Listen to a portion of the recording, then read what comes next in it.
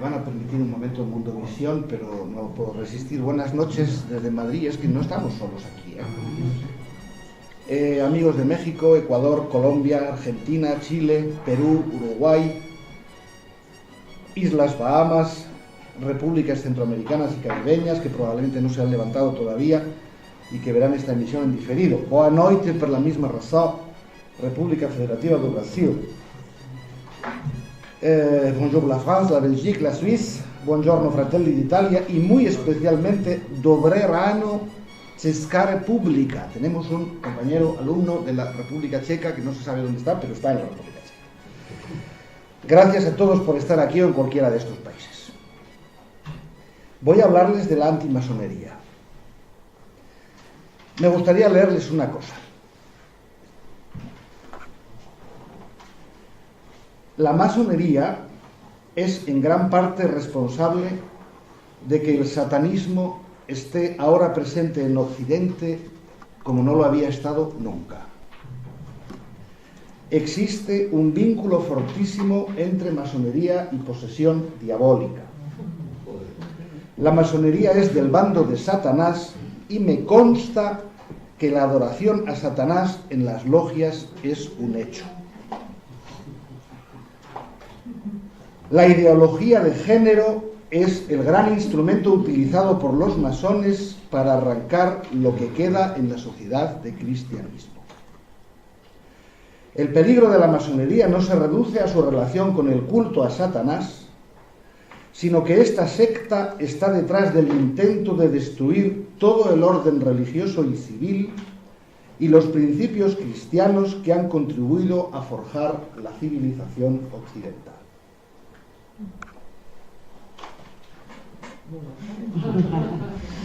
Esto que les acabo de leer no es ni lo más brillante, ni lo más lúcido, ni lo más surrealista, ni lo peor intencionado, ni muchísimo menos lo mejor informado que se puede encontrar por ahí sobre el descrédito de la masonería en España. Es nada más que una de las cosas más recientes, al menos a fecha de hace unas semanas. Pertenece a las declaraciones que hizo al diario digital La Gaceta del Grupo Intereconomía el por tantos motivos ilustre profesor don Alberto Bárcena Pérez, profesor de Historia de la Universidad Católica San Pablo CEU, tras una conferencia que dictó hace tiempo en Madrid sobre doctrina de la Iglesia Católica y su relación con la masonería. Me propongo demostrarles a ustedes durante esta clase que el señor Bárcena no sabe lo que dice. No lo tomen como un insulto porque no lo es. Es verdad que no sabe lo que dice. Para ser más precisos, no sabe por qué dice las cosas que dice, que no tienen nada de nuevas ni de originales. Algunas de sus afirmaciones están ya en documentos de principios del siglo XVIII, pero no sabe por qué las dice. Se limita a repetir lo que han dicho otros desde hace cientos de años, sin comprobarlo, sin documentarlo, sin analizarlo, sin compararlo en absoluto con la realidad, que ha cambiado mucho desde que se inventaron esas frases que repite el señor Bárcena. Con la misma contundencia y el mismo respeto a la verdad que usa para repetir esas cosas que repite sobre la masonería, el señor Bárcena podría afirmar que la Tierra es plana y que 50 kilómetros al oeste de La Coruña, en Galicia, se abre un abismo lleno de monstruos que se tragan enteros a los barcos que se pierden por allí por pecadores.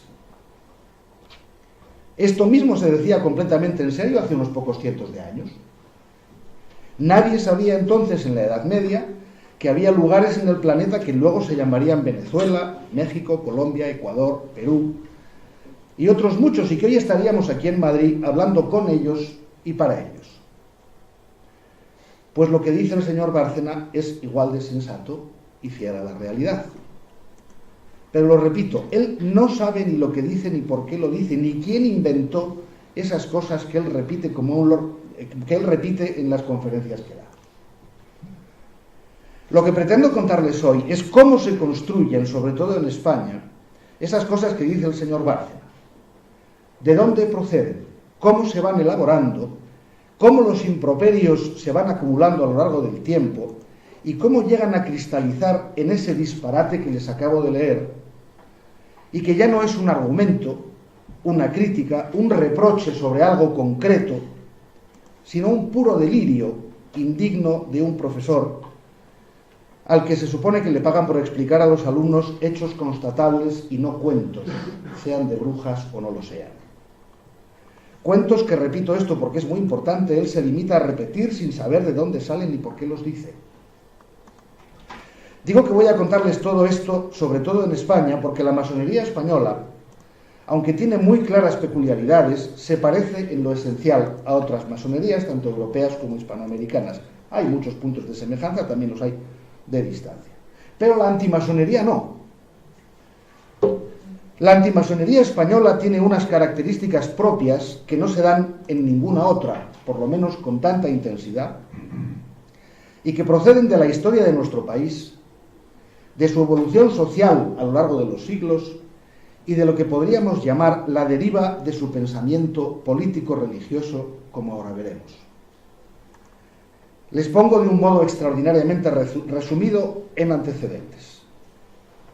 En 1717, hace ahora 3 siglos exactos, o casi exactos, se reúnen en lo que hoy llamaríamos un reservado de una cervecería de Londres, unas cuantas personas, seguramente no más allá de 12 o 15, y acuerdan fundar la primera gran logia de la historia, esto es, la primera federación de logias masónicas previamente existentes. Es la Gran Logia de Londres y Westminster. Las logias masónicas existían en casi toda Europa desde la Edad Media. La palabra masón, esto lo hemos repetido varias veces en este curso y en el pasado, significa albañil. Y aquellas logias eran los lugares en que se reunían aquellas cofradías, hermandades, corporaciones, guildas, más tarde gremios, o como quieran ustedes llamar, aquellas agrupaciones profesionales de gente que se dedicaba a la construcción y que poseían un secreto muy codiciado.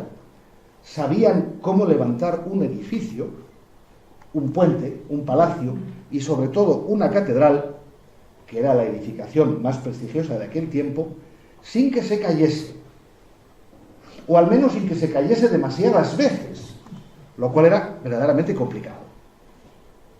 Aquellos masones, Frankmason, Freemasons, Freimaurer, Liber Muratori, Pedreiros Libres y otras denominaciones semejantes en cada idioma, conservaban el secreto de lo que entonces se llamaba el arte real, que era el de la arquitectura. La más noble de las artes, porque para ponerla en práctica se necesitaban a casi todas las demás. Hacían falta matemáticos, geómetras, físicos, plomeros, vidrieros, carpinteros, dibujantes, pintores, tejedores, curtidores, prácticamente todo lo que sabían hacer las gentes de las ciudades. Y aquellos masones que sabían hacer cosas que nadie más sabía hacer, y eso estaba muy bien pagado, y que eran de los muy pocos que viajaban constantemente de un país a otro, solos o en grupos, y aprendían todo lo que veían, acabaron creando algo más que corporaciones profesionales de canteros o albañiles o constructores. Generaron en sus logias una manera de comportarse, una forma de vivir, casi una filosofía que les singularizaba y les distinguía y les hacía distintos de todos los demás ciudadanos. Esto se ve en las normas,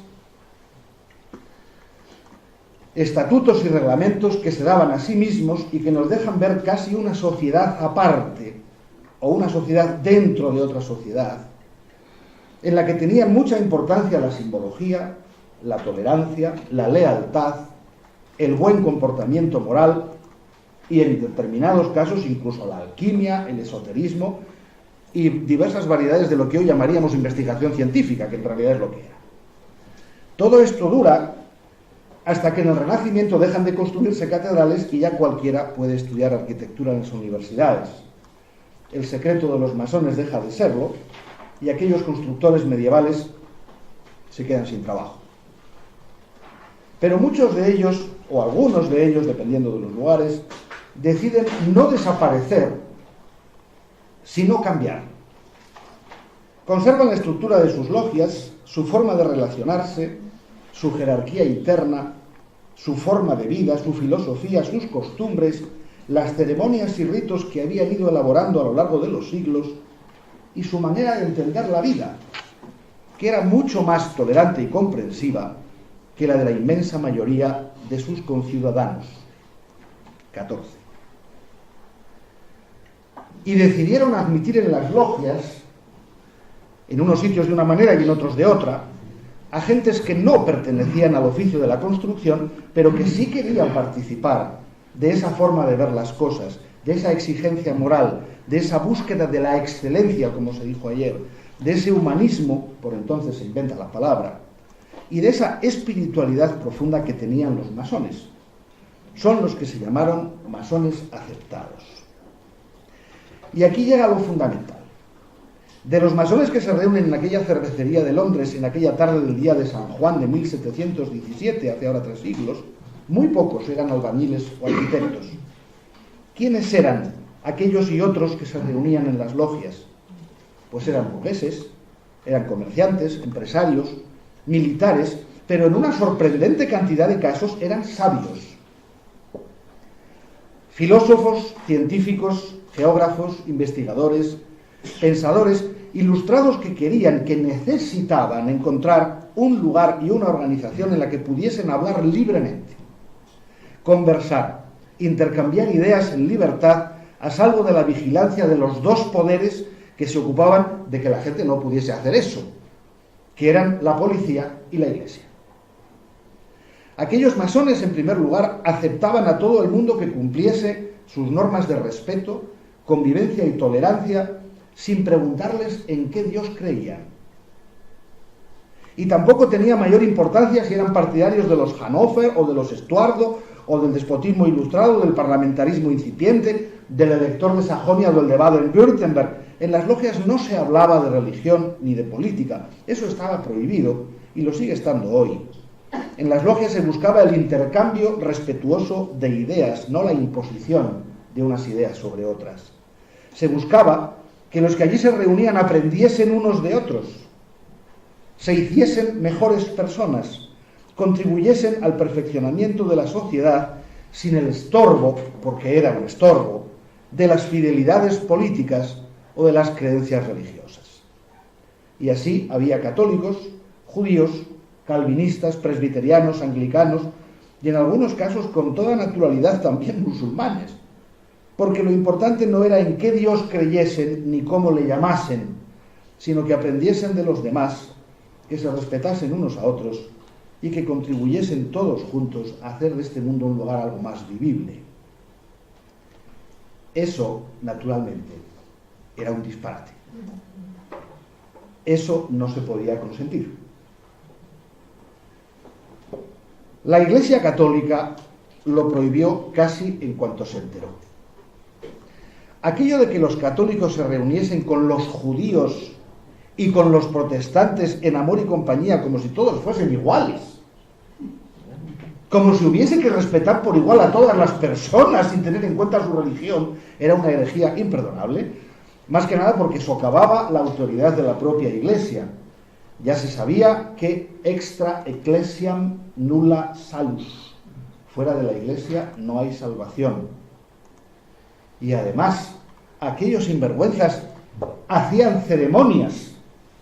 Y es verdad que se decían creyentes, pero antes o después empezó a correrse el rumor de que habían inventado un Dios nuevo. Eran, por lo tanto, herejes, carne de hoguera. Un Dios de pacotilla que le llamaban el gran picapedrero, el gran carpintero, el gran archipámpano, el gran circunspecto, algo así. Había que prohibirlo inmediatamente. Eso la Iglesia.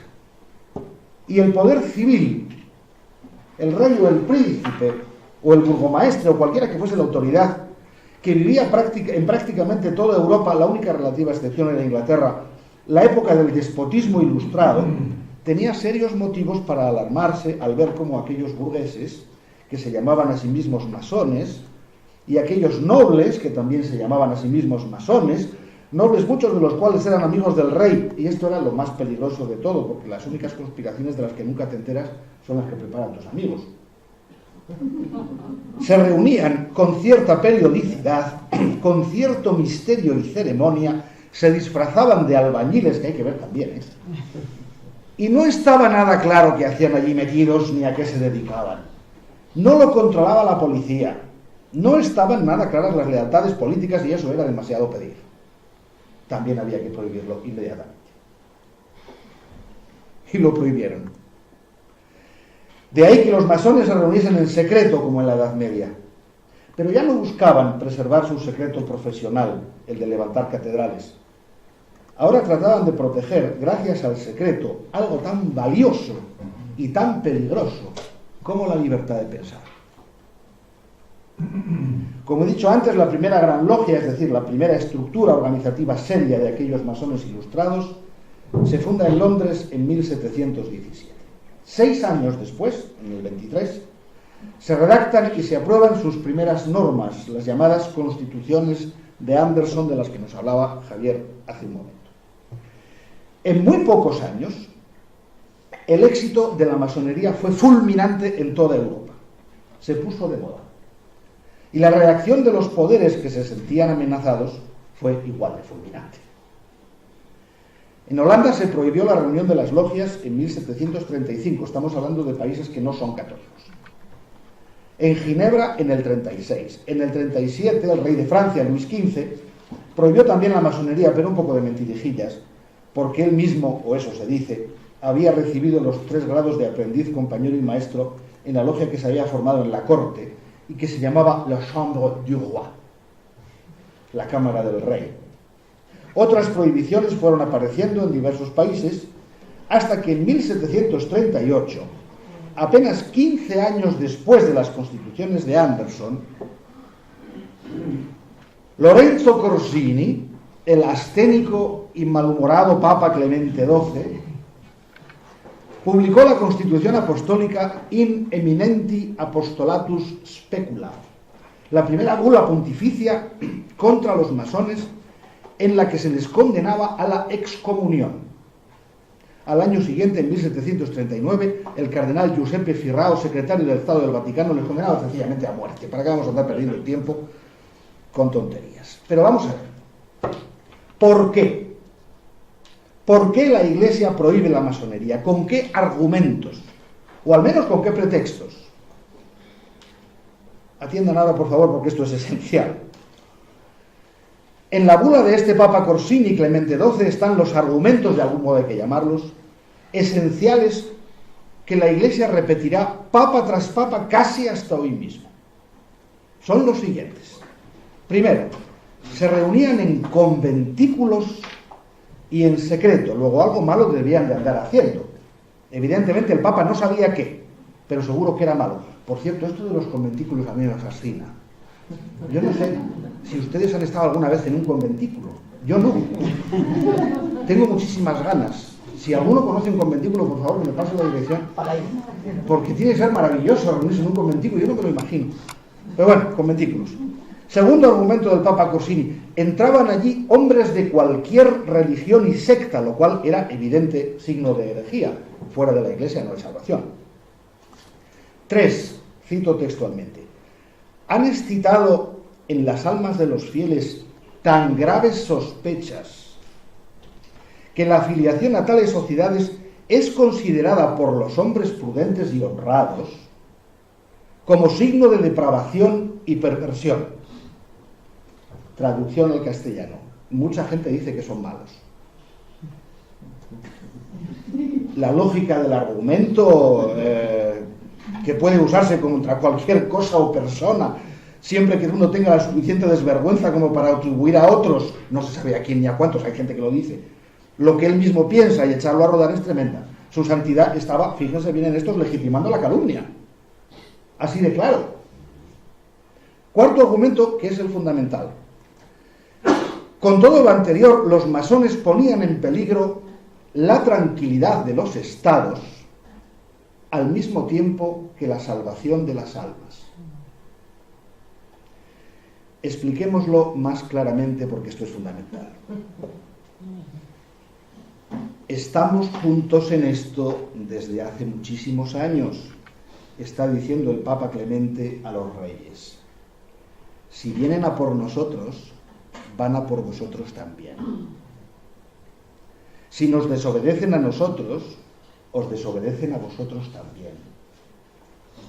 Llevamos siglos compartiendo el poder amistosamente, aunque alguna vez hayamos tenido nuestras cosas. Nosotros os coronamos, os ungimos y bendecimos y proclamamos que sois reyes por la voluntad de Dios.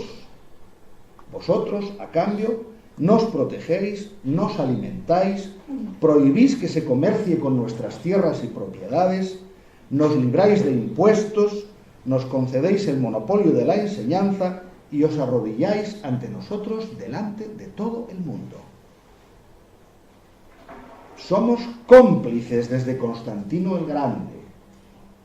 Si estos masones, o quien quiera que sea, se insubordinan, nos desobedecen, cuestionan nuestra autoridad, niegan que solo nosotros estemos en posesión de la verdad o abrazan a quienes nosotros condenamos, os están atacando también a vosotros.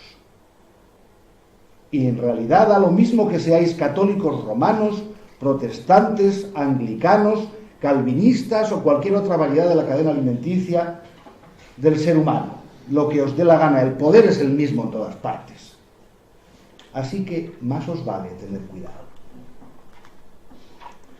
Este argumento, sin duda el más sincero y verosímil de toda la bula de Clemente XII, será repetido invariable en su descarado fondo y cada vez más angustiado en la forma por 8 papas más, hasta las lindes mismas del siglo XX.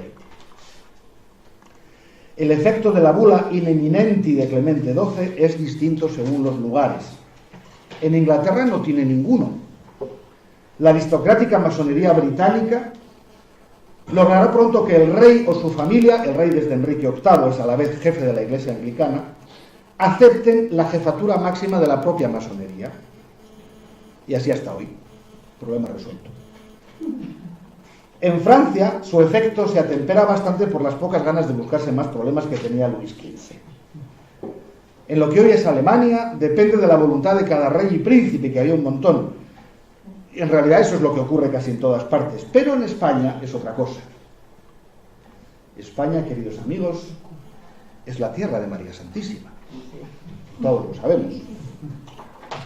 Es un país que no produce empresarios ni comerciantes, sino santos,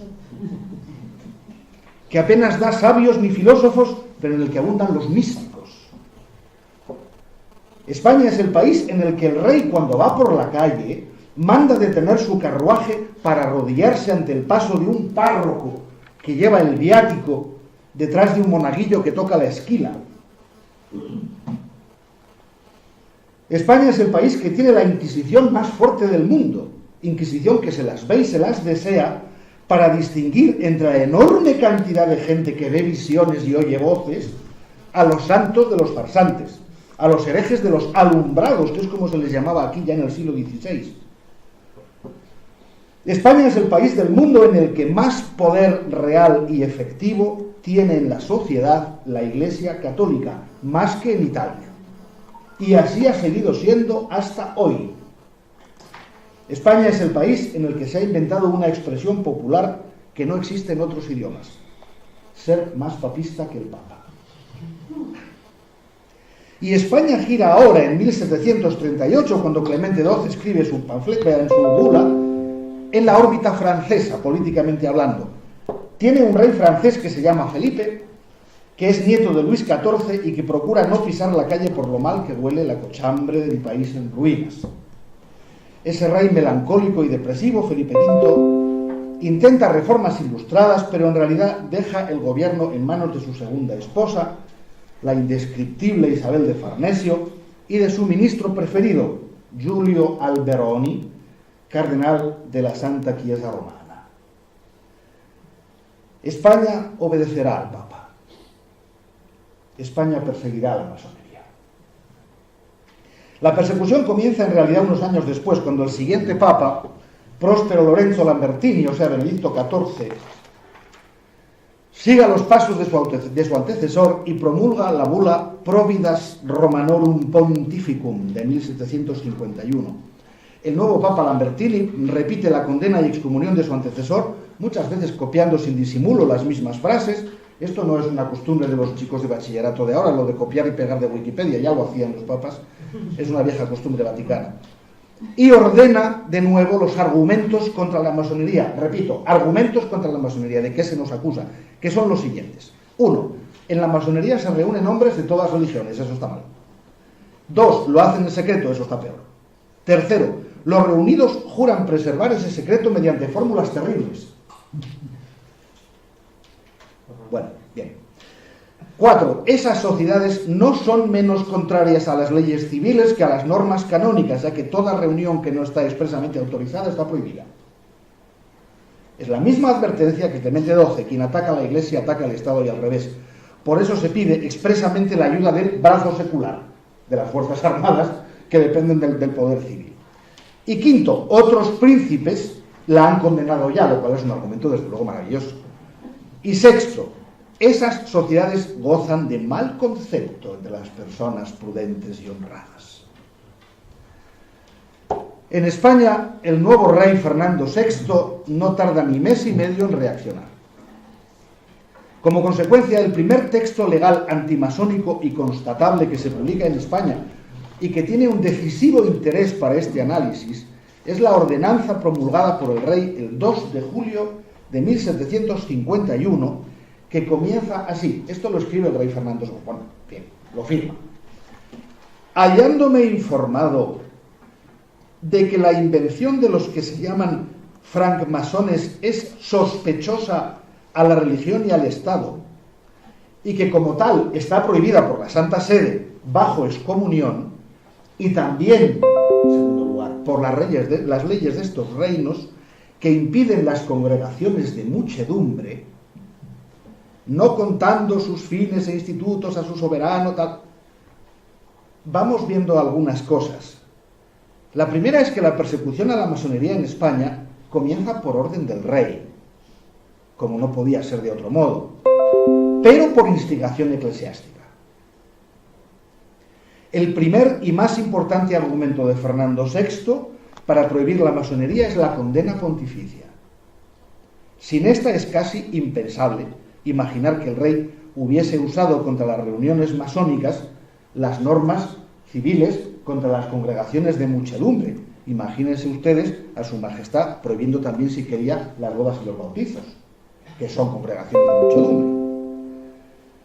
Fernando VI, como otros monarcas europeos, no todos, por cierto, ataca a la masonería porque así lo manda el Papa. No parece tener otro motivo. Al menos no lo dice. 30. La segunda es que esa persecución a la masonería no es en ningún caso una reacción popular de la gente, sino institucional. Lo pide la Iglesia y el Estado obedece. Serán la Iglesia y el Estado los que, andando el tiempo, aticen las reacciones populares que sí se producirán contra los masones. Pero ser reacciones instigadas, no espontáneas. La tercera característica que vamos a comprobar ahora mismo es que existen en la práctica solo dos críticas. En términos históricos existen dos críticas a la masonería en España. Unas, las que tienen su origen en el pensamiento religioso, por mejor decir eclesiástico, y otras, las que tienen su origen en otra cosa, sea la que sea, porque los casos son muy contados. La más notable crítica no eclesiástica, no inspirada por la Iglesia a la masonería, es la de Benito Pérez Galdós. Podemos llamarles ataques de origen político y social, pero son pocos.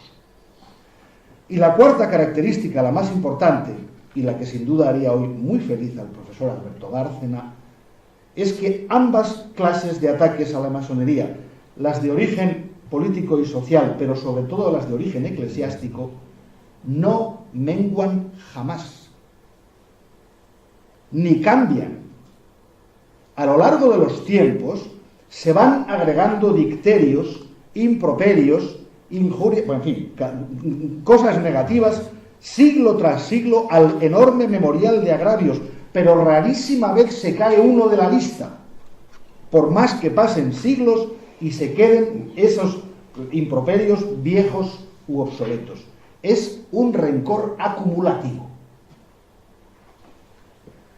El primer documento que se publica, el primer documento de envergadura que se publica en España contra la masonería es un librito que no llega a las 150 páginas y que tuvo en el tiempo de su publicación, que es 1752, un éxito verdaderamente notable.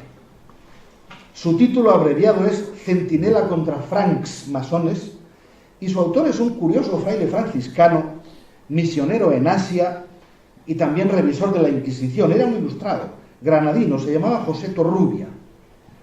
En el Centinela, cuya lectura es hoy sencillamente deliciosa, está lo que escribió el propio Torrubia junto a un largo texto original del memorable obispo Pier Maria Giustiniani.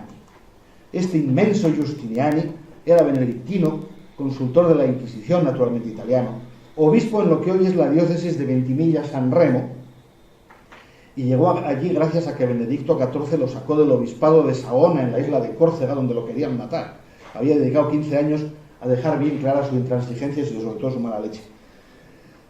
Provocó muchos problemas. Lo mismo haría en San Remo, de donde ya no salió.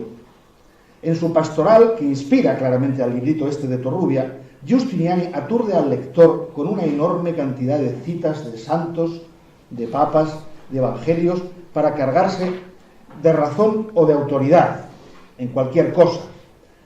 Repite contra los masones la acusación de secretismo perverso, de juramento inicuo, de tomar en vano el nombre de Dios, de mendacidad, de hipocresía. Ven ustedes que esto va creciendo, ¿eh?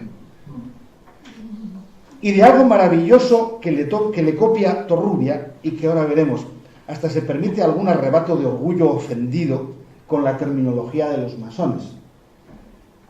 Saben ustedes que los masones, de una manera un poco antigua y quizá no del todo bien educada, a los que no son masones les llamamos profanos.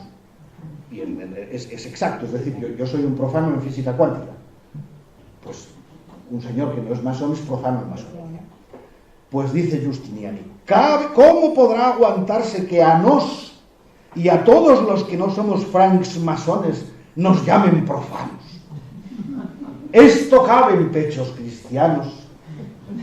Estaba francamente enfadado, ¿eh? La carta pastoral contra la masonería de este obispo Giustiniani es lo que en realidad Torrubia quería publicar en su Centinela, después de su largo y sabroso discurso frologético, que es como él mismo llama la introducción que escribe.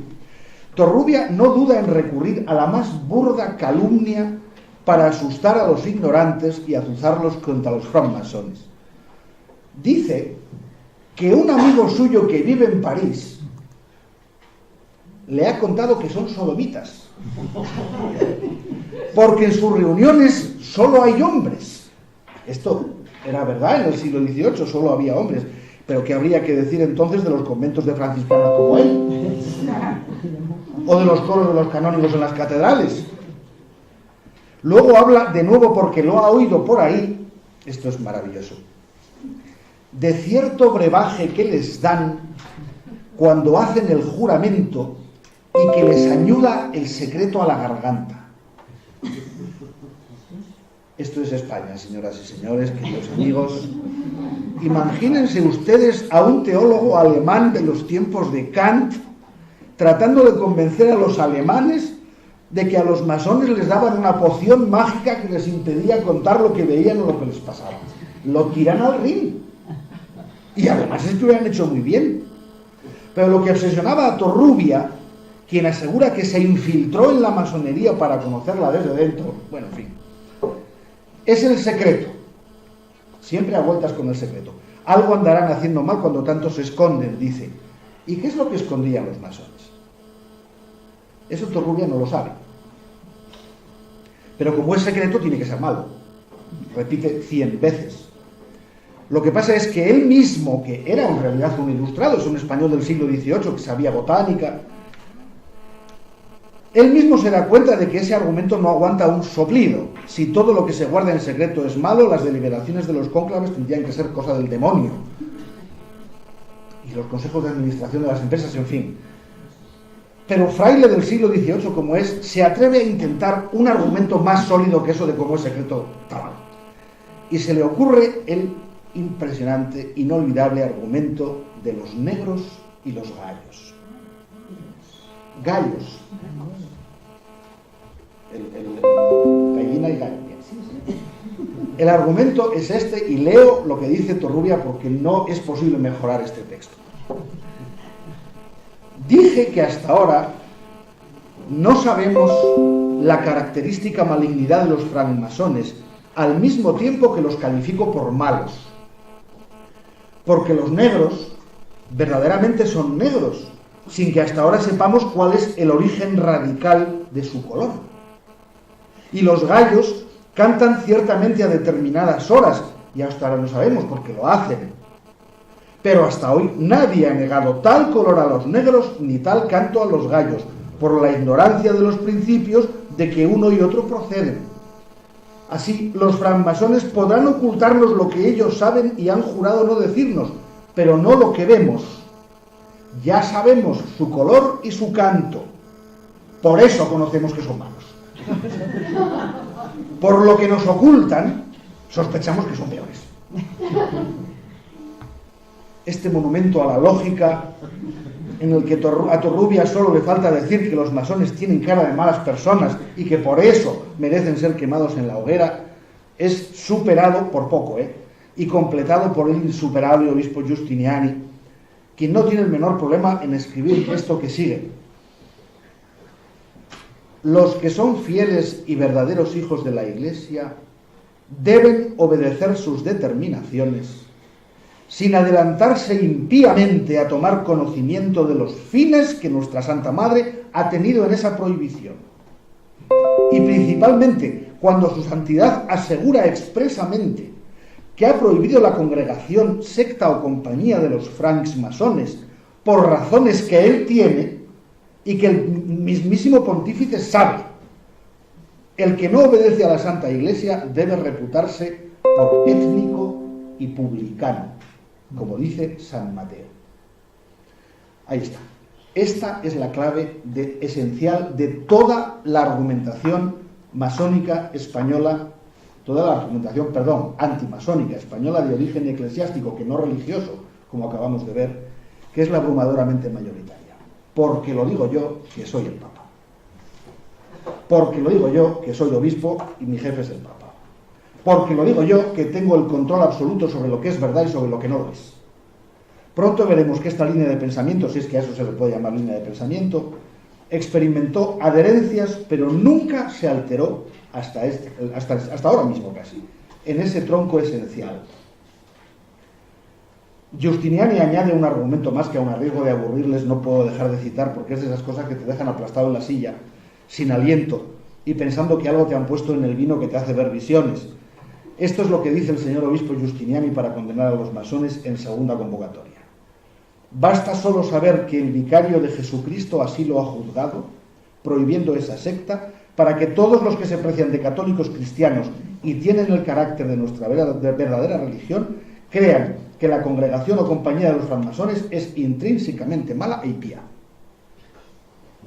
Y mucho más, cuando sabe todo fiel cristiano con cuánto acuerdo y solidez la Santa Sede Apostólica procede en sus juicios, debiendo creer que determina con singular asistencia del Espíritu Santo cuando promueve en la Santa Iglesia el bien obrar y destierra de ella las opiniones sospechosas de los francmasones. De nuevo es porque lo digo yo, y si soy papa tengo estudios, es decir, en algo se me tiene que notar. Yo creo que no es necesario hacer ningún comentario más sobre la honradez intelectual y desde luego moral del señor obispo Giustiniani. Esto es así porque lo dice el Papa, que sus razones tendrá, porque para eso es Papa y ustedes no. Y todos ustedes saben que los papas, cuando hablan, es que hablan de verdad y a ninguno le interesa hablar por frivolidad. y mucho menos obligar a sus fieles a tragarse tremendas ruedas de molino, sin razones, sin argumentos y sin la más mínima lógica, solo porque lo digo yo. Y esta es, si me permiten ustedes el atrevimiento, la manera de razonar que está en el origen de lo que hoy dice el por tantos motivos ilustre señor Bárcena, que fustiga la masonería desde su cátedra de la Universidad Católica San Pablo CEU. Pronto llegaremos ahí. Ahora dejaremos atrás al maravilloso Fray Torrubia, al no menos maravilloso Justiniani y sigamos. 36. Después del argumento del secreto, en todas sus variedades, llega otro, el de la masonería revolucionaria. Cuando en 1789 se reúnen en París los Estados Generales y el trono de Francia empieza a tambalearse, en la corte de Carlos IV de España cunde el pánico. Es verdad que había masones entre los revolucionarios franceses. También es verdad que había masones entre los enemigos de la revolución. Pero de inmediato se acusa a las logias masónicas de ser nido de jacobinos y se redobla la persecución. Hay un hecho curioso. Justo antes de la Revolución Francesa había en el país vecino alrededor de 1000 logias masónicas, de las cuales apenas 20 pueden considerarse más bien jacobinas. 12 años después, cuando la Revolución Francesa concluye con el consulado de Napoleón, de esas 1000 logias quedaban apenas 75 en condiciones de volver a reunirse. Pero eso, como es natural, no es importante. Si el Papa ha dicho que los revolucionarios come cura son todos masones, pues masones serán, que para eso es el Papa, y sabe por qué lo dice, como él mismo asegura. Y si lo negamos seremos étnicos y publicanos, y como ninguno queremos ser esas cosas que no sabemos lo que quieren decir, pues queda establecido el segundo argumento histórico de la antimasonería española. Además de secretistas, son todos jacobinos. Ya van 2 argumentos. El tercero llegó casi inmediatamente después. España se parte en dos a principios del siglo XIX. Una división que pareció concluir con la Constitución de 1978, pero que ahora vemos que ahí sigue. Napoleón, que no era masón, hizo suyos muchos de los principios de la orden masónica que había adoptado la triple divisa revolucionaria: libertad, igualdad, fraternidad. Y dio un impulso decisivo a una manera nueva de entender la masonería, al menos la continental. Una masonería mucho más popular, noble de corazón y de trabajo mucho más que de sangre, combativa, defensora de los ideales de libertad y justicia. Una masonería de ideales. Esa fue la masonería que llegó a España con el rey José I Bonaparte, que se rodeó de ilustrados que creían de verdad en el derecho y en el progreso de la humanidad, y que en aquel país partido en dos fueron motejados de afrancesados. Hoy nadie sensato duda del amor a su patria de aquellos afrancesados que creían en las ideas más avanzadas y preferían el gobierno de los Bonaparte al de aquellos Borbones que ya habían ofrecido un espectáculo bochornoso en las abdicaciones de Bayona. Pero entonces no era así. Los afrancesados, y entre ellos los masones, fueron catalogados como traidores a España. Nace así, pues, la idea, que luego se desarrollará de 20 formas distintas, del antiespañolismo de la masonería, que no desaparecerá ya nunca, aunque se le irán agregando, como se verá, diversas variedades. Es importante señalar que en aquel momento muy buena parte de los patriotas que lucharían por la independencia de la nación asociaban e identificaban ese patriotismo a la religión católica y al absolutismo. Los liberales, entre los que se contaban muchas de las cabezas más claras de la España de entonces, eran para los otros sospechosos de traición. Había entonces demasiada gente decidida a llamar traidor a la patria al vecino que no pensaba como él.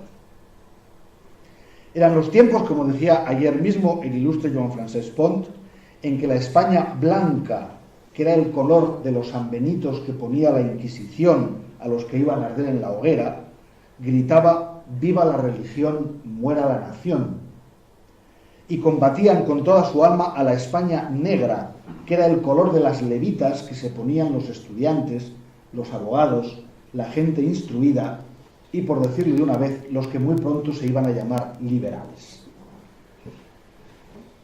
En 1812, en plena Guerra de la Independencia, los diputados reunidos en la sitiada ciudad de Cádiz, la mayoría de los cuales iban vestidos con levita negra, redactaron la primera constitución de la historia de España.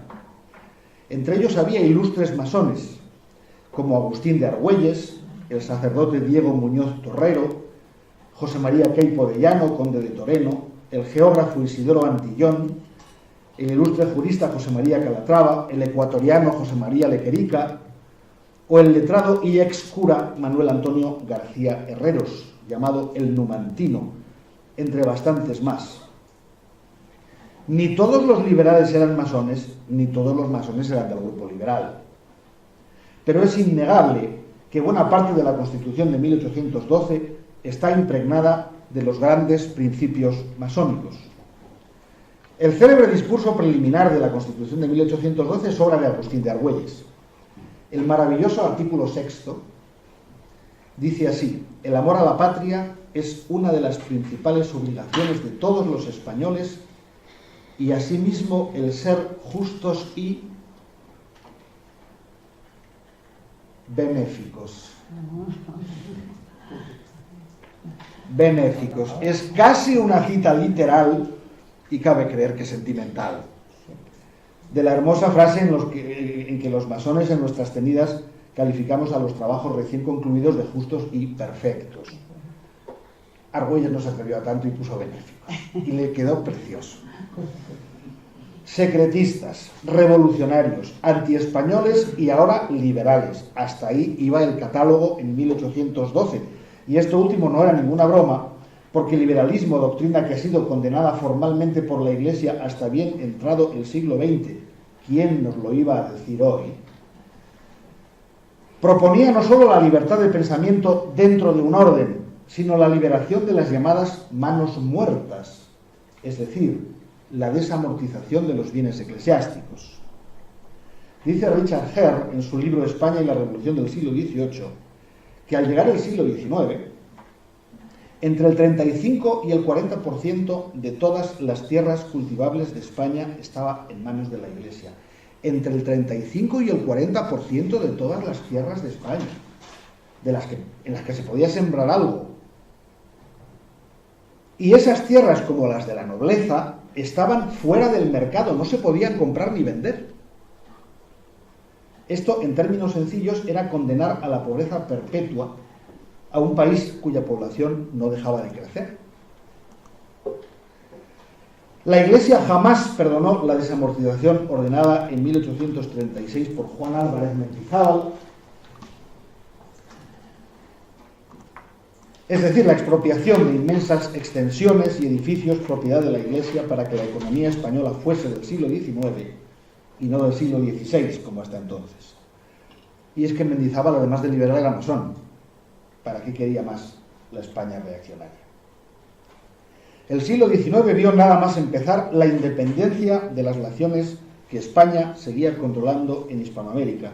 Y aquellos generales, casi todos masones como Simón Bolívar, San Martín, el controvertido Francisco de Paula Santander, Belgrano, O'Higgins, Sucre, Miranda y muchos de los demás habían aprendido en las logias españolas no el odio a España, que no lo tenían, sino que sin la libertad no se puede vivir, porque la libertad es uno de los más preciosos dones que a los hombres dieron los cielos.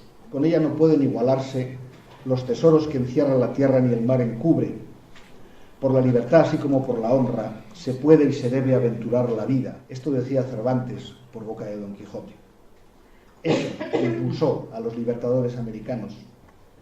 Y a los antimasones recalcitrantes que durante décadas se han empeñado en culpar a la masonería de la pérdida de las colonias, como ellos las llamaban y aún las llaman hoy, habría que contestarles que sí, que tienen razón.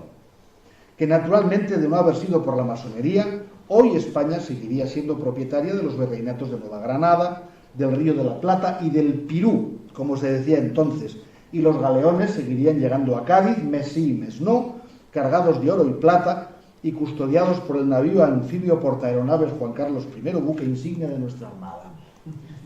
Hace falta ser tonto En 1812, un periódico de la ciudad, El Sol de Cádiz, publicaba cosas como la que sigue: esta santa religión, la patria y el rey, me obligan a publicar todo cuanto sepa y en adelante supiere de esta infernal secta. La religión porque somos cristianos y cuando menos el masonismo introduce la tolerancia. ¡Qué horror! La patria porque somos españoles y no podemos sufrir lo que se ha sufrido y se sufre en la España. Y el rey porque si los malditos francmasones triunfaran, pobre Fernando VII. Bien se puede afirmar que no reinaría. En esto convienen todos los hombres, menos los ateístas, deístas, francmasones y la gavilla de pícaros que los disculpan. Ustedes no lo pueden ver porque no lo tienen delante, pero yo sí. El redactor de la noticia, que era el reverendo padre capuchino Manuel José Anguita Tellez, escribió gavilla con B. Hasta ahí llegaban las luces de Trento. Pero el día de Año Nuevo de 1820 se subleva el coronel masón Rafael del Riego en Cabezas de San Juan, Andalucía, al frente del ejército que esperaba para embarcar hacia el otro lado del Atlántico y sofocar las rebeliones independentistas en Hispanoamérica.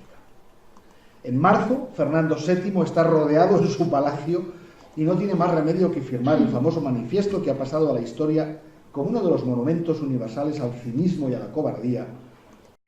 Marchemos francamente, y yo el primero, por la senda constitucional. Comenzaba el trienio liberal y volvía a la vigencia la Constitución de 1812.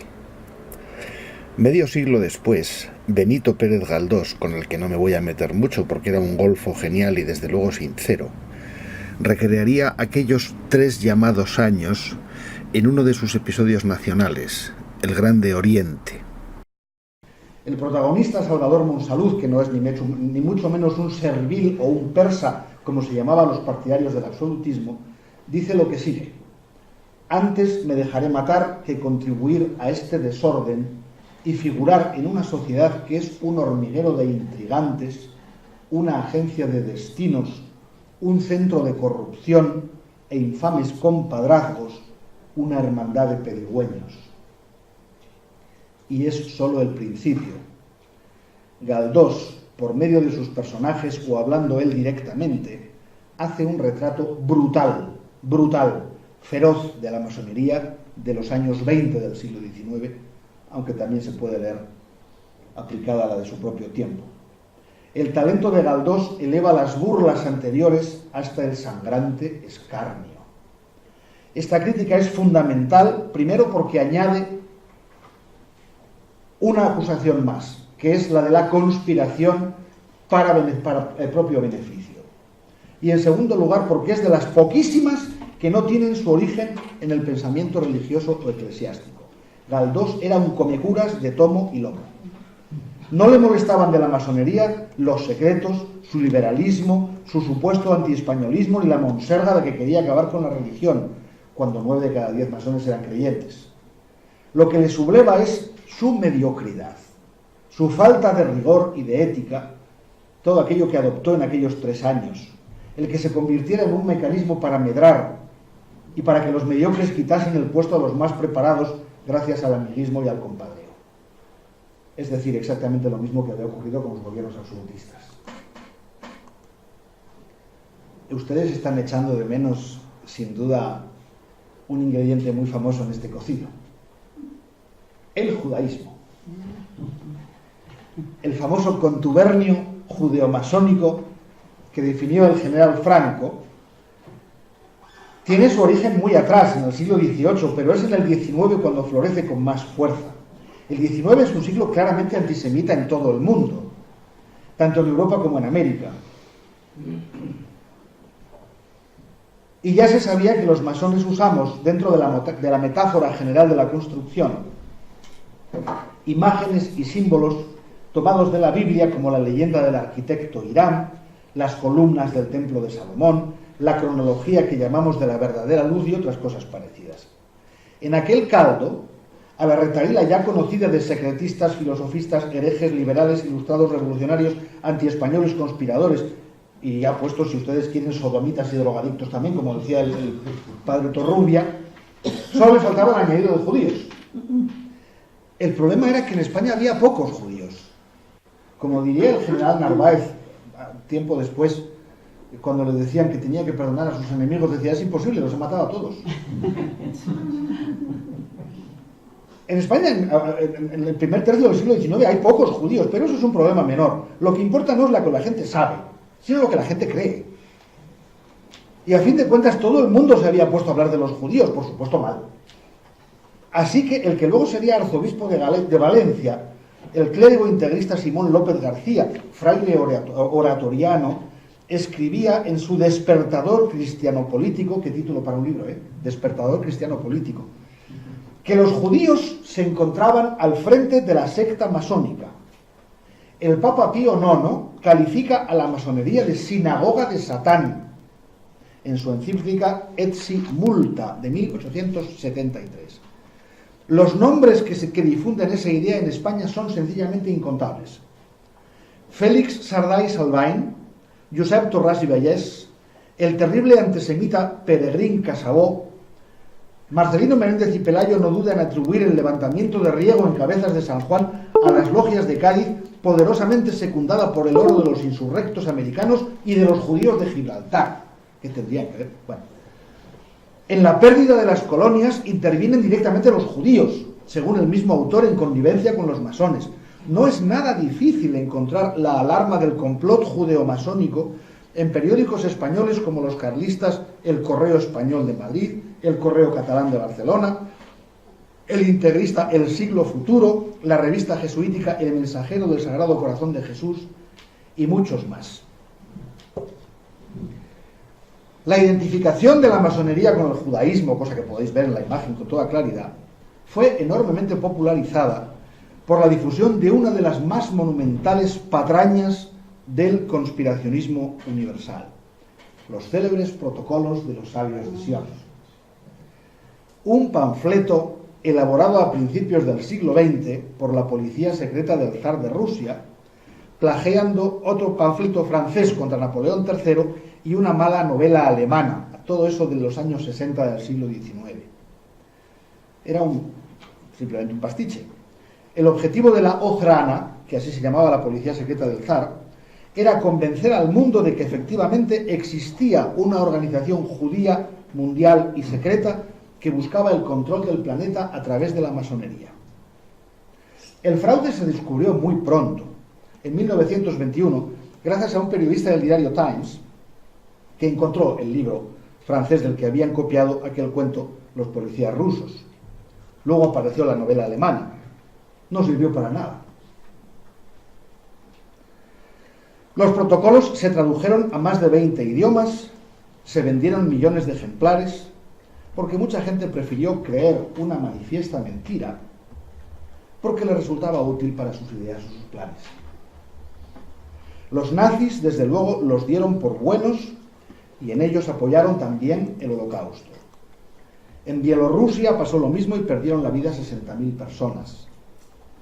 En el mundo islámico se difunden y se citan hoy con absoluta seriedad. Las copias y versiones se siguen multiplicando en Internet y, claro está, el dictador español Francisco Franco los tenía en la mesita de noche. Halló en ellos un complemento inmejorable para su construcción mental antimasónica y antisemita. Ya solo nos quedan dos ingredientes del cocido antimasónico. El primero es espectacular. La siguiente, por favor. El satanismo. Que es al que se alude, como decíamos al principio, al que alude el ilustre profesor Bárcena, como hemos visto. Escuchen esto, por favor. Se manifiesta Lucifer en figura humana una vez a la semana en el templo masónico de Charleston. Satanás se aparece en forma de un hermoso joven de 30 años sin vestido alguno. Señoras, por favor. Esto va precedido de un fenómeno, desde luego, satánico. Los muros del Sanctum Regnum Despiden llamas y se oyen 7 golpes sordos. Parece que el suelo se abre profundamente. Un soplo cálido e impetuoso quema el rostro de los adoradores del demonio. Durante un segundo apenas se produce un calor intenso y Lucifer aparece entonces de pie. Esto es una tenida masónica según la prensa católica de Sevilla, en el diario La Información, en enero de 1894. Y la gente lo leía. Y hay que suponer que un número estimable de lectores tendían a creérselo. La pregunta no es qué habrían debido y en qué cantidades los redactores de esta noticia, sino de dónde la sacaban. Porque esto, no lo negarán ustedes, es un prodigio de imaginación y demuestra un talento extraordinario para la novela de terror. Variedad, vampiros y demonios, que hoy en día está tan en boga en montones de series de televisión. Pues bien, sí se sabe de quién es. Esto que publicaban los curas sevillanos es la traducción del francés de lo que se inventaba un señor prodigioso, llamado Joseph Gabriel Antoine Jogan Pagy, que ha pasado a la historia con el seudónimo de Leo Taxil. Una más. Cara de buena gente que tiene. Está de sobra contada la historia de este embaucador francés que durante 2 décadas, las últimas del siglo XIX, se rió de todo el que se le puso por delante gracias a una cara dura insuperable y a una imaginación portentosa. Al principio se dedicó a escribir unos libros delirantes contra la Iglesia, repletos de insultos, de mentiras y de pornografía. Consiguió que le dejaran hacerse masón. Lo echaron al año siguiente y volvió a las baterías de su portentosa fantasía contra la orden. A su talento como fabulador se deben libro tras libro las célebres paparruchas, según los cuales los masones eran adoradores del diablo, celebraban misas negras en las logias, profanaban hostias, sacrificaban vírgenes, bebían sangre de niños y cometían todo género de fornicaciones sin distinción de sexo y danzaban lujuriosamente alrededor de Baphomet, que era un diablejo con cabeza de macho cabrío. Esto último es el origen de una célebre broma entre los masones españoles de hoy, quienes ceremonia tras ceremonia de pase de grado se preguntan unos a otros entre risas: oye, ¿lo de la cabra cuándo va a aparecer? Porque esta vez tampoco ha salido.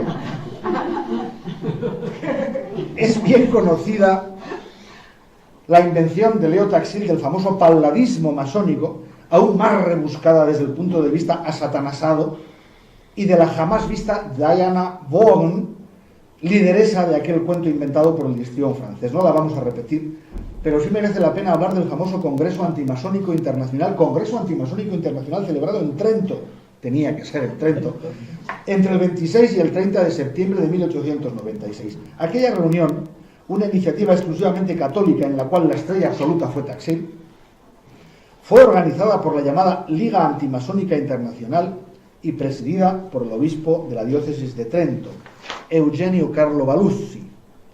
Fue bendecida por el Papa León XIII, que escribió un breve para el acontecimiento. No fue ninguna tontería. Acudieron allí para denostar a los masones y organizarse contra sus perfidias 36 obispos, 60 delegados episcopales y unos 700 congresistas. No había ave. Entre los españoles estaban nada menos que el cardenal arzobispo de Valencia, luego lo sería de Toledo y primado de España, Ciriaco María Sancha y Hervás, que ya ha sido beatificado por la Iglesia. Estaba Carlos María de Borbón y Austria Este, pretendiente carlista al trono de España, que se decía llamar Carlos VII, y numerosísimos políticos de lo que hoy llamaríamos sencillamente extrema derecha. Cuando el tal Taxil reveló en la Sociedad Geográfica de París al año siguiente de aquel congreso que todo el palladismo y el satanismo masónico y lo de la cabra se lo había inventado él, lo mismo que a la célebre Diana Vaughan, el ridículo más bochornoso se abatió sobre muchas cabezas cubiertas con capelos cardenalicios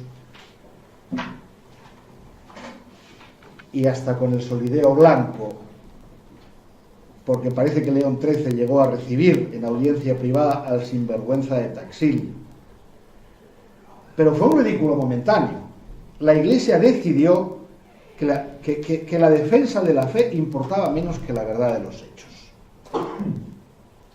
La patraña del satanismo masónico dura hasta nuestros días.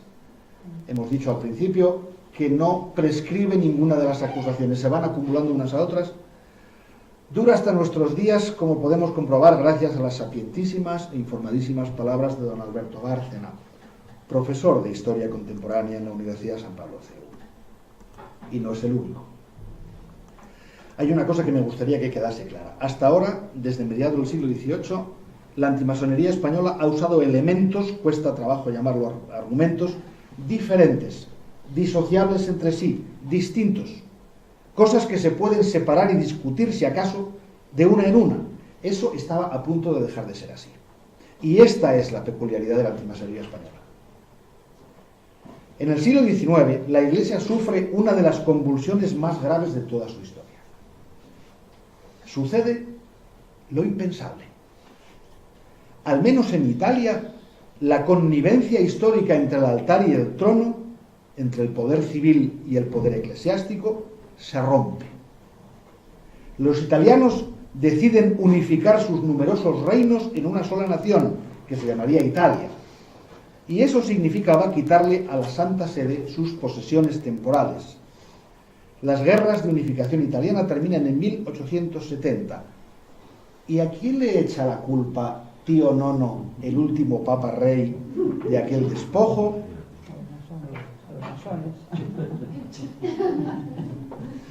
Es la célebre cuestión romana, como se llama en la historiografía del siglo XIX. Igual que se independizaron los pueblos hispanoamericanos medio siglo antes, Italia se unifica por irresistibles razones históricas, económicas, sociales, culturales y políticas. Pero es que es verdad que muchos de los líderes de aquel Risorgimento eran masones, empezando por Giuseppe Garibaldi. La Iglesia, que no recuperará un territorio soberano, el mínimo Estado Vaticano, hasta 1929, casi 60 años después, no se lo perdonará jamás a sus viejos rivales enemigos, que pretendieron siempre una sociedad de hombres libres, unida por vínculos fraternales y no por la obediencia a los dogmas religiosos y a la autoridad religiosa. El Papa excomulga al rey Víctor Manuel II, lo cual hace saltar por los aires decenas de bulas pontificias anteriores, en las que la alianza entre el poder civil, la monarquía, y el poder de la Iglesia era, y eso se repitió 1000 veces, el fundamento mismo del orden social.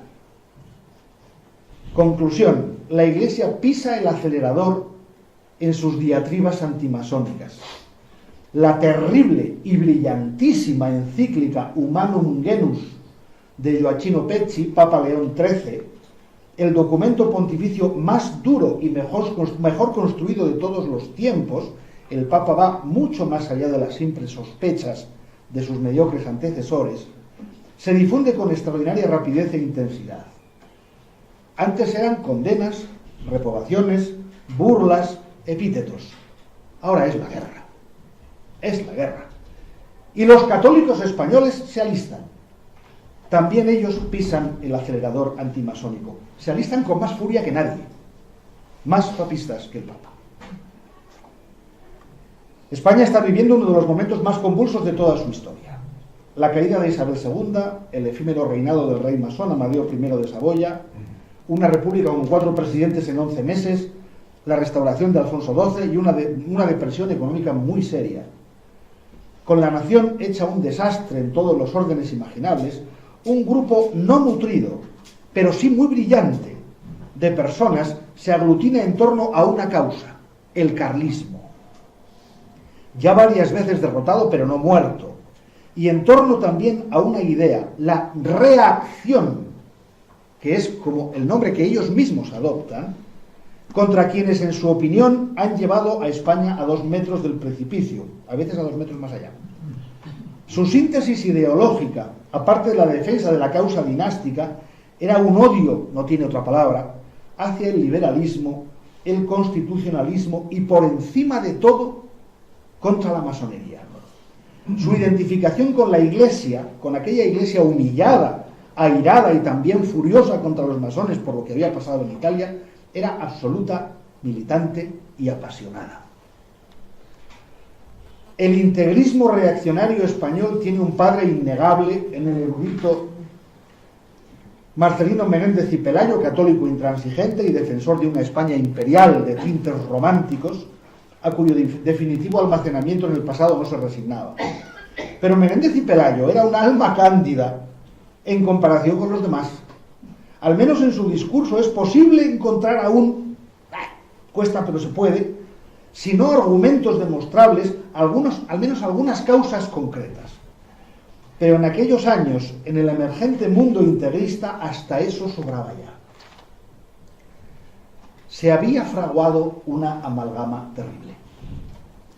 Todas las acusaciones anteriores, secretistas, filosofistas, herejes, ilustrados, liberales, revolucionarios, antiespañoles, judíos, conspiradores, satánicos, comeniños, lo de la cabra, todo eso se había fundido en una sola idea, sin sutilezas, sin análisis de ni distingos sobre los masones. Eran el mal por antonomasia, el mal absoluto sin mezcla de bien alguno, como decía el catecismo del padre Ripalda. La masonería, gracias a aquellos que se llamaban a sí mismos reaccionarios y que sentían un furor 1000 veces mayor que el que sentía quien se lo había inspirado, que era el Papa, pasó a ser la causa de todas las calamidades inventadas y por inventar. Los integristas seguían al pie de la letra una frase terrible de León XIII en la encíclica Humanum Genus, una frase indigna de la inteligencia de aquel hombre, pero utilísima para los fines que perseguía: que la masonería estaba detrás de todos los daños y perversidades es un hecho tan conocido que no necesita demostración. Ya no hacía falta argumentar, razonar ni demostrar nada. Era evidente que la masonería era el mal con mayúscula. Y eso no necesitaba ser demostrado porque era evidente, todo el mundo podía verlo con sus ojos. Y quien lo dudase se convertía en sospechoso de ser masón. Casi hemos vuelto a la increíble desvergüenza intelectual del obispo Giustiniani. Si lo dice el Papa, que sabe tanto, y para eso es el Papa, ¿quién tiene narices de llevar a la contraria? Este es el pensamiento de Juan Vázquez de Mella, de Ramón Tirado y Rojas, que era, por cierto, masón renegado, de Ramón Nocedal y Romea, y de todos los ideólogos de la autotitulada reacción española. Y este es, naturalmente, el pensamiento, por llamarlo de alguna manera, en el que ha bebido desde su adolescencia Francisco Franco. A la espesa y ya entonces innecesaria sopa argumental antimasónica que venimos describiendo, Franco añade, es verdad, la identificación de la masonería con el comunismo internacional, absoluto disparate, del que él estaba convencido gracias a un razonamiento espeluznantemente sencillo.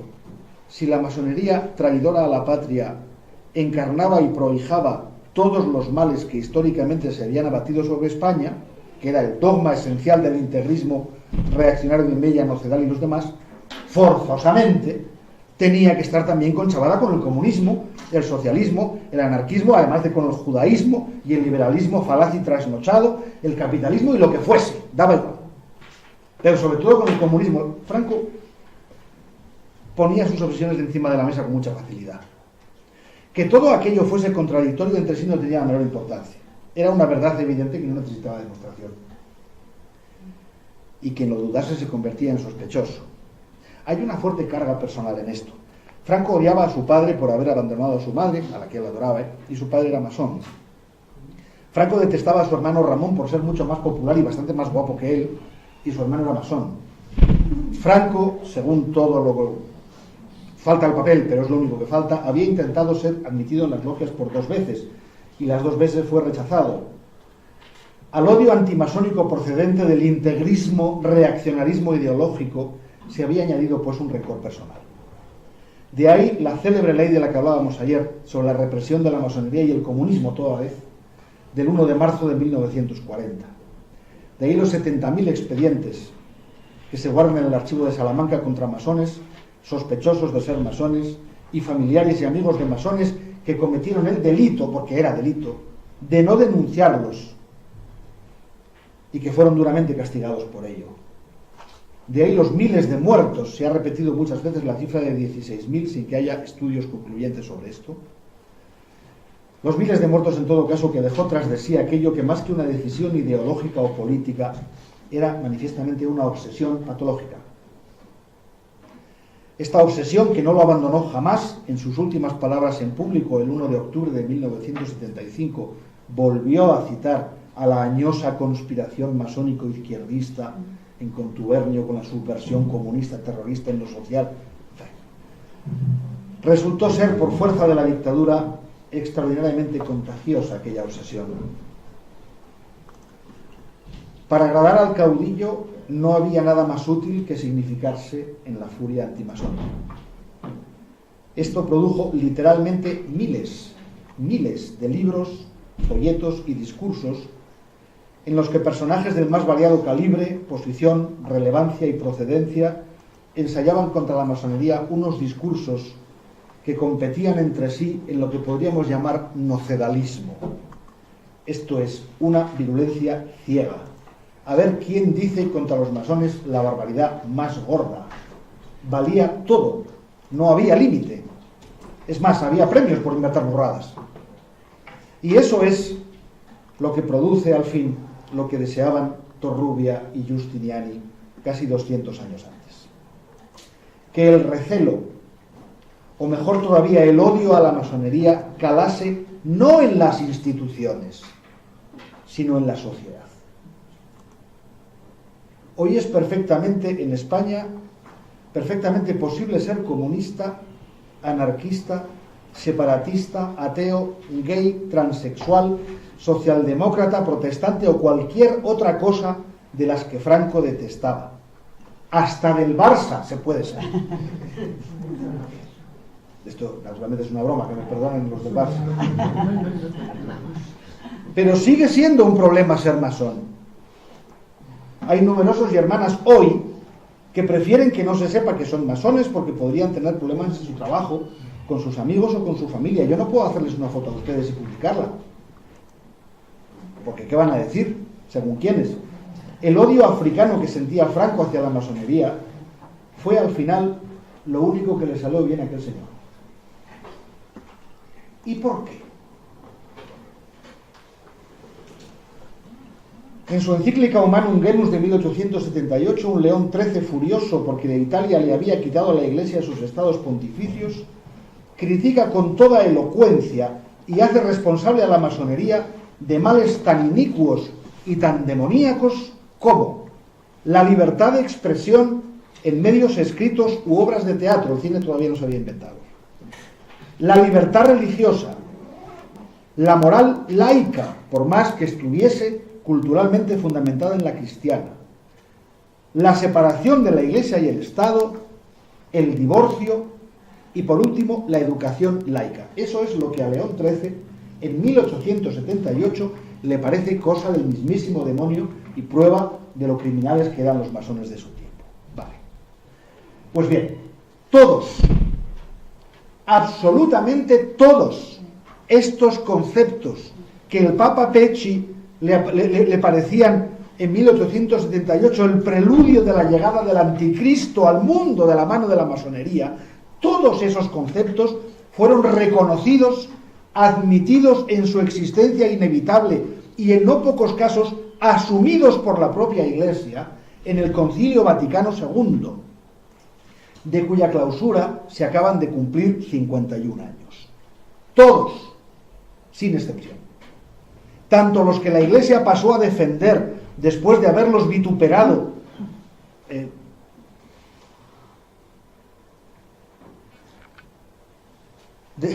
tanto los que la Iglesia pasó a defender después de haberlos vituperado, el caso de la separación de la Iglesia y el Estado civil, o la libertad de credos, que ahora son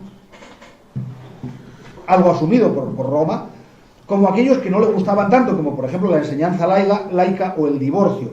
En estos dos casos, como en otros, el concilio propuso a los creyentes una sana convivencia basada en el diálogo y en el mutuo respeto, no en la imposición, ni en el anatema, ni en la excomunión.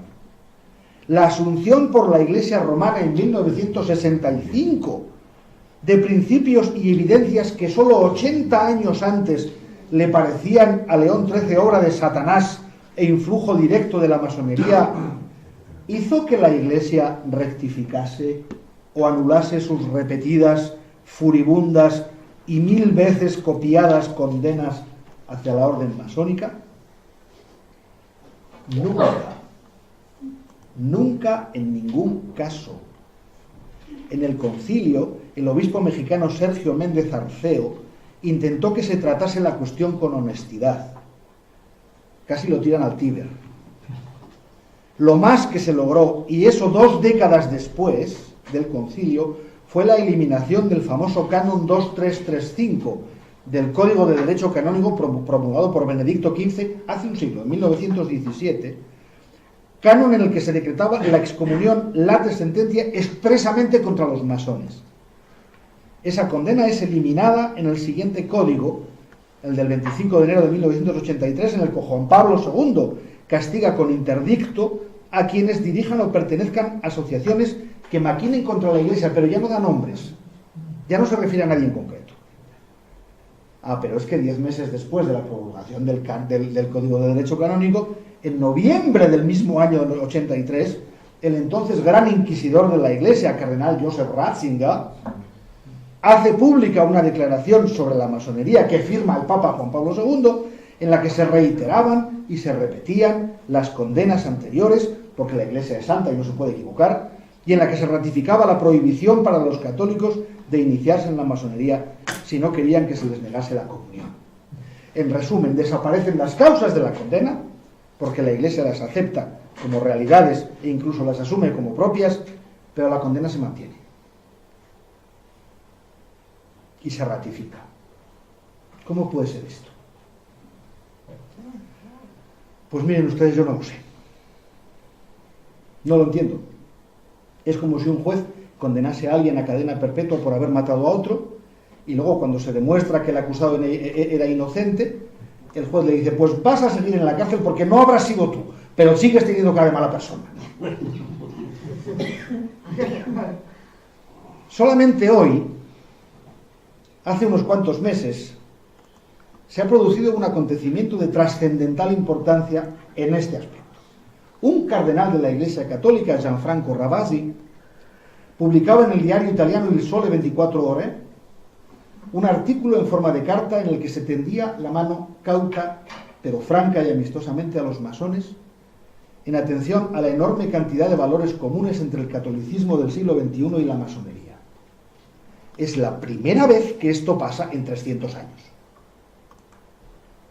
Es nada más que un primer paso, pero un paso importantísimo porque no tiene precedentes y rompe o al menos agrieta un encono mutuo que dura siglos. Como no podía ser de otro modo, el catolicismo tridentino y cavernario ha destinado a Monseñor Ravasi una tormenta de insultos asombrosa.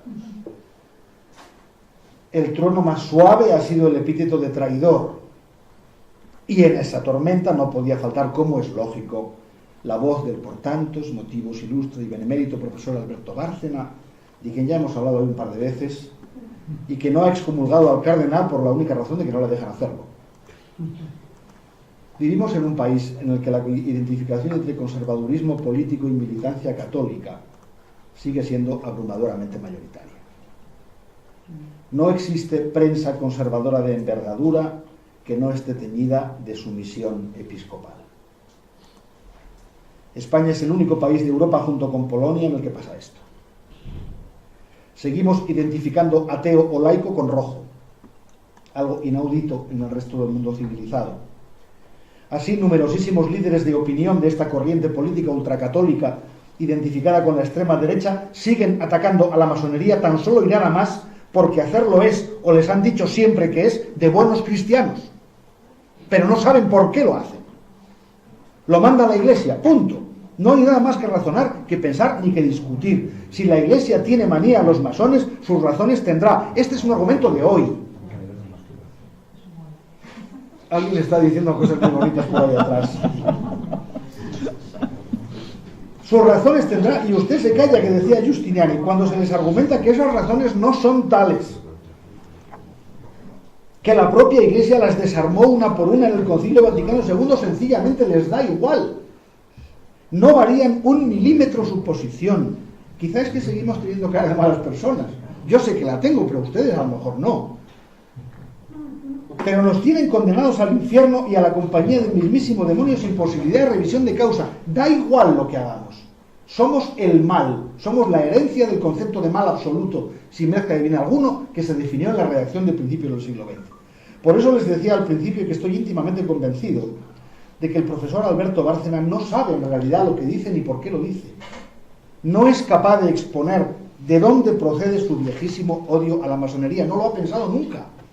No argumenta nunca, puesto que no es posible llamar argumentación a la repetición de tópicos eclesiales que la misma Iglesia jubiló en el Vaticano II.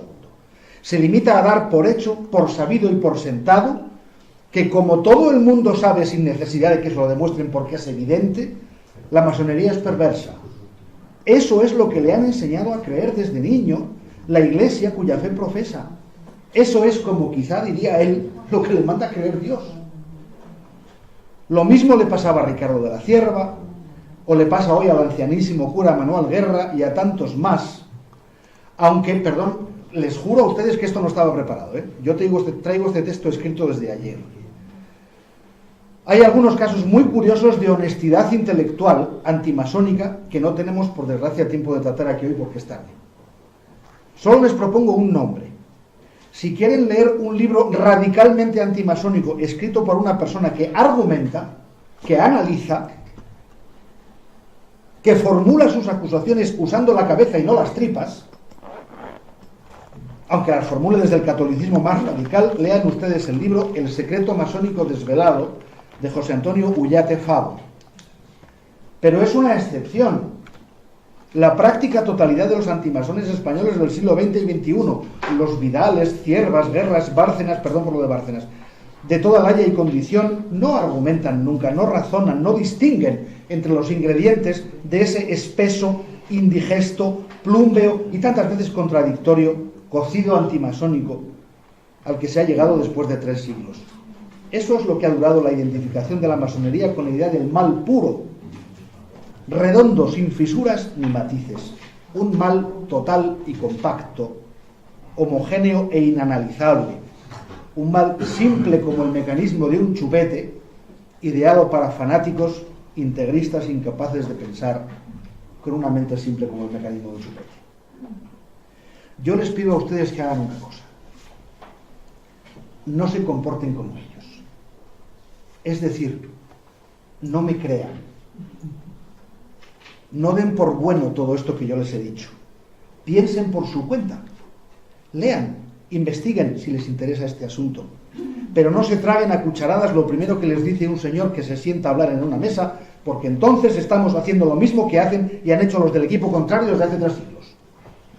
Si la masonería tiene que recuperar en España el prestigio que alguna vez, pocas, tuvo, el prestigio que tiene en tantos países civilizados del mundo, no será a base de propaganda, de eslogans, de ejaculatorias y de hablar delante de gente que no usa su capacidad de análisis ni su libertad de pensamiento. Úsenla ustedes, se lo pido por favor. Fórmense su opinión sobre la masonería, sea favorable o contraria, que eso en realidad da igual, pero háganlo después de haberse informado, de haber comparado, de haber contrastado, de haberse dado cuenta de qué es la realidad exacta, de cuáles son los hechos que decía Bertrand Russell y de haber razonado lo que les dicen unos y lo que les dicen otros, entre ellos yo, que no tengo por qué estar diciendo la verdad ni tengo por qué tener razón. Es decir, hagan ustedes lo que los masones tratamos de hacer todos los días en nuestras logias: pensar por nuestra cuenta. Y ojalá nos salga bien a todos. Muchas gracias por su atención.